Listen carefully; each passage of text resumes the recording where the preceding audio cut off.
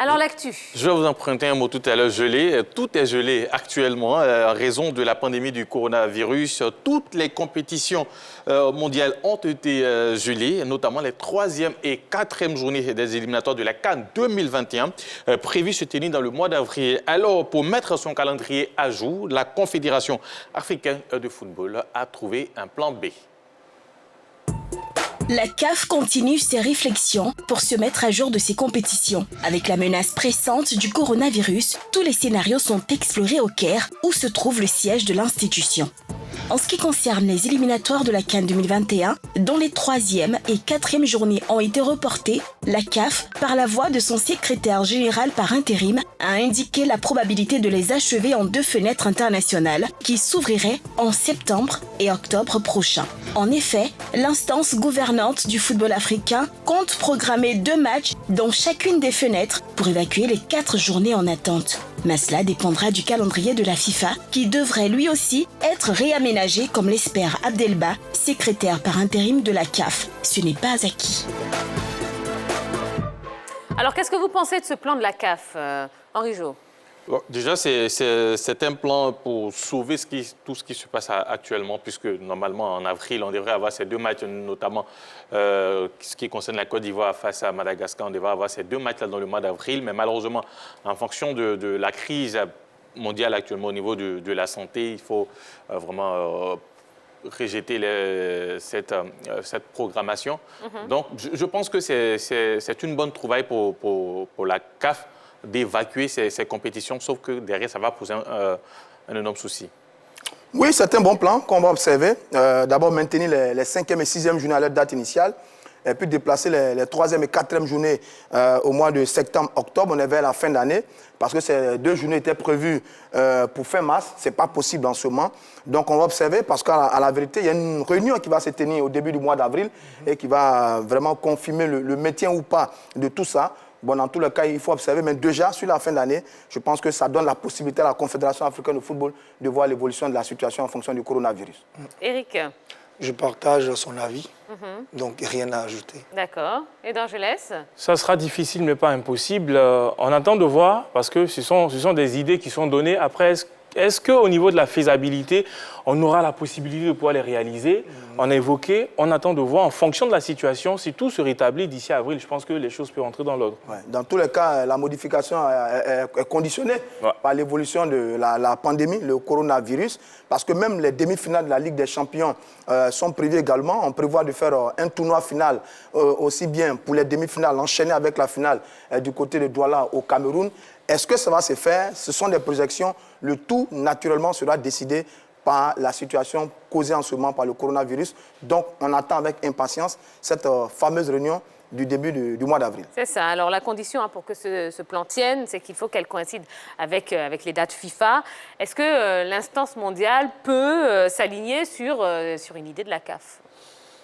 Déjà, c'est la FIFA qui établit le programme. La FIFA établit son calendrier et puis les confédérations suivent avec leurs différents calendriers qui les concernent. Donc, moi, je pense qu'à ce niveau-là, ça sera plus des discussions avec la FIFA. Mais ce qui va coïncider un peu pour la CAF, c'est que dans la même période d'octobre, on aura la première journée des éliminatoires du Mondial 2022. 22.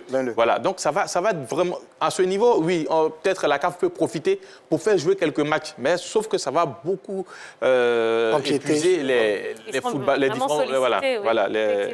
joueurs. Parce qu'à la vérité, sur le calendrier, ce qui est prévu jusqu'en fin d'année, on a les éliminatoires de la CAN, les éliminatoires du Mondial, les épreuves des Jeux olympiques de football qui étaient prévues mais qui sont décalées parce que les Jeux olympiques sont naturellement décalés, la CAN féminine pour les éliminatoires et puis la CAN du beach soccer.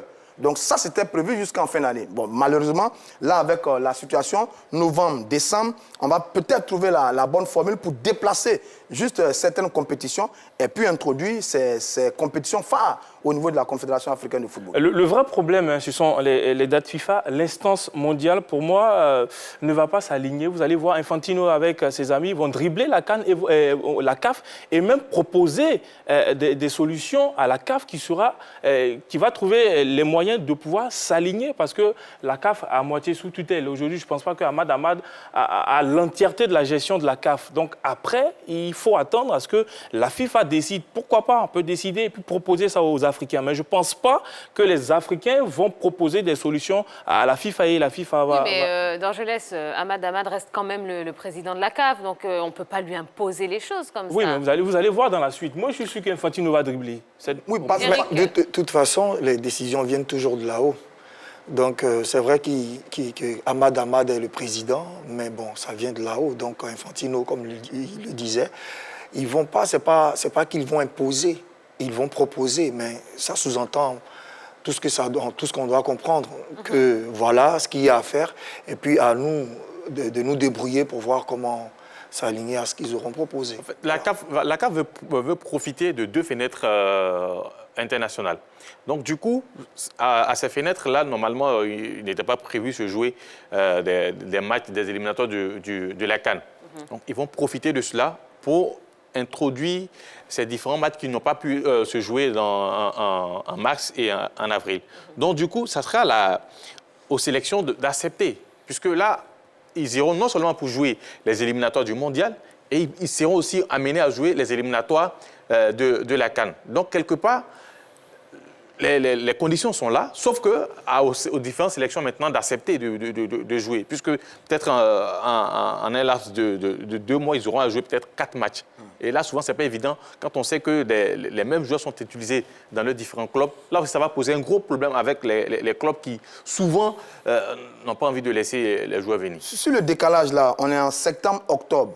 Juste après, on a novembre-décembre. En novembre-décembre, on a le mondial des clubs dans sa dernière phase, de la dernière mouture sur sa formule actuelle avant la réforme de 2021. Sur ça, il y a peut-être un aménagement à trouver parce qu'on peut peut-être pointer sur ce mondial des clubs pour tomber sur la nouvelle formule de 24 équipes en 2021.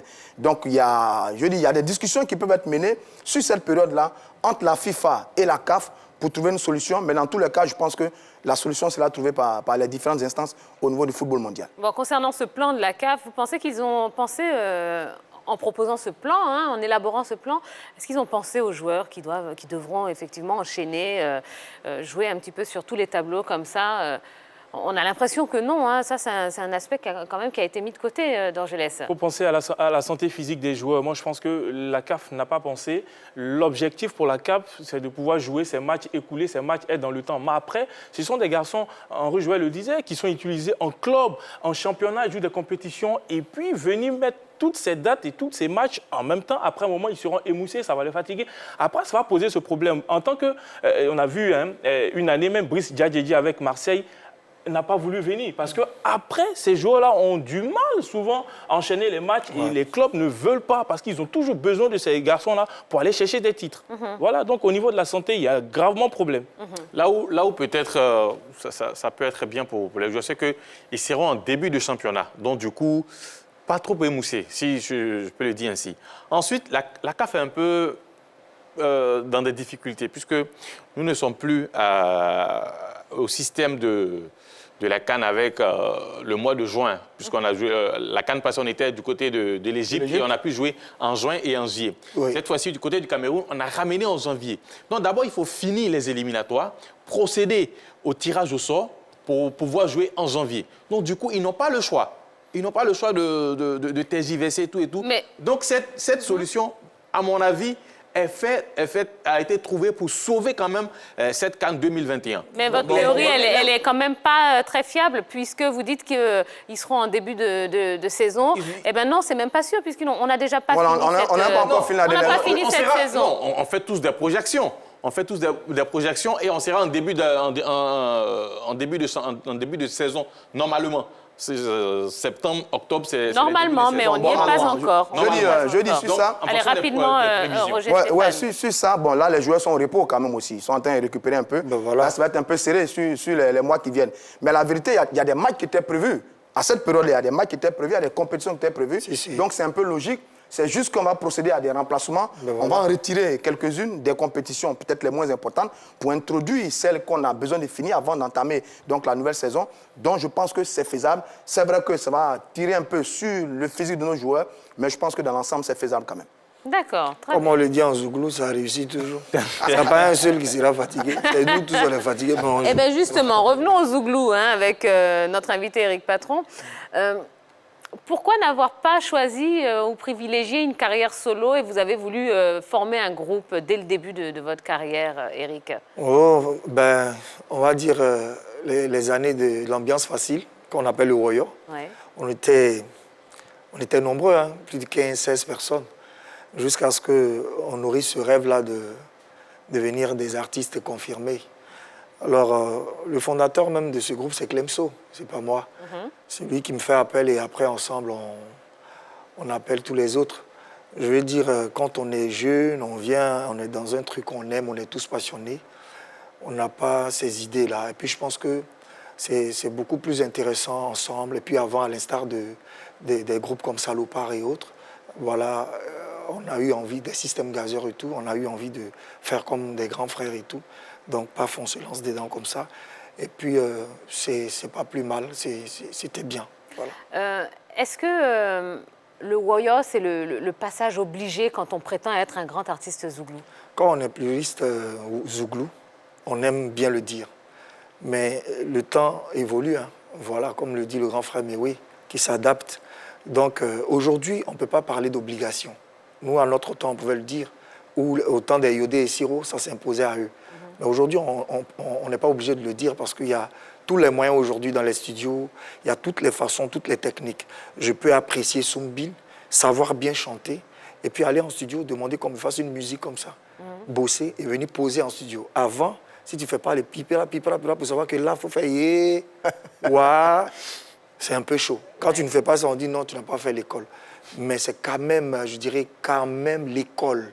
Voilà, de base du zouglou. Tiens, les pipra là, c'est quoi? Les pipra là, c'est quoi? C'est tam-tam là, quand ça péripara, c'est le djembé. Oui. Voilà, donc que je joue bien d'ailleurs. Voilà. Et puis, on est dedans. Hein, Ah donc. mince, la prochaine fois, on ramènera un djembé parce qu'on ne peut pas rater une occasion pareille. Hein. Ça roule, ça arrive. D'accord, ce sera l'occasion de vous réinviter sur le plateau de la Grande Team. Très bien. Eh bien, si vous avez des questions à poser à Éric Patron, n'hésitez pas. On vous rappelle que tout se passe sur la page Facebook de la 3. Voilà, une émission interactive qui se fait également avec vous. Vous pouvez aussi participer donc, aux différents sujets, aux différents thèmes qu'on va développer au cours de l'émission. Et vous envoyez des messages, des commentaires, et puis Dorgelès vous lira. C'est aussi simple que ça. Allez, on continue avec le plus d'actu. Ça arrive tout de suite.